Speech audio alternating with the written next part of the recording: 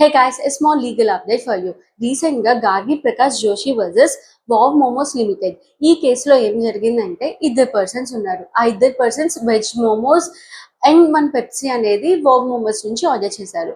కానీ వాళ్ళకేమో చికెన్ మోమోస్ అనేవి వచ్చాయి. ఈ చికెన్ మోమోస్ రావడంతో వీళ్ళ యొక్క రిలీజియస్ సెంటిమెంట్స్ అనేవి హర్ట్ అవ్వడంతో వీళ్ళు బాంబే కన్స్యూమర్ కోర్ట్‌లో కేస్ అనేది ఫైల్ చేశారు. అండ్ దాంతో పాటు వాళ్ళు 6 lakhs కంపెన్సేషన్ కోసం అడిగారనమాట.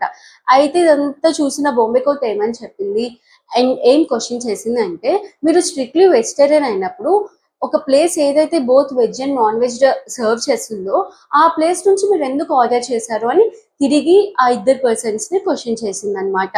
అప్లికెంట్స్ వాళ్ళ ఇంట్లో పూజ జరిగినట్టు, లేదు అంటే పండిత్ వచ్చి పూజ చేసినట్టు వాళ్ళు ప్రూవ్ అనేది చేయలేకపోయారు. అండ్ దాంతో పాటు వాళ్ళు అటాచ్ చేసిన డాక్యుమెంట్స్‌లో ఆ మోమోస్ అనేది వెజ్ మోమోసా, లేదు అంటే చికెన్ మోమోసా అనే డిఫరెన్షియేట్ అనేది క్లారిటీ అనేది లేదు.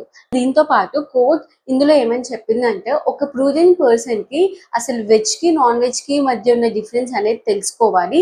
అండ్ ప్రతి ఒక్క రెస్టారెంట్ గానీ, వీళ్ళనేవాళ్ళు క్లారిటీగానే మెన్షన్ చేస్తారు. వాళ్ళ దగ్గర ఏవి వెజ్ ఐటెమ్స్ ఉన్నాయి, ఏవి నాన్ వెజ్ ఐటెమ్స్ ఉన్నాయో. ఆల్సో వాళ్ళ ఇన్వాయిస్‌లో వాళ్ళు చికెన్ మోమోస్ మాత్రమే ఆర్డర్ చేసినట్టుంది.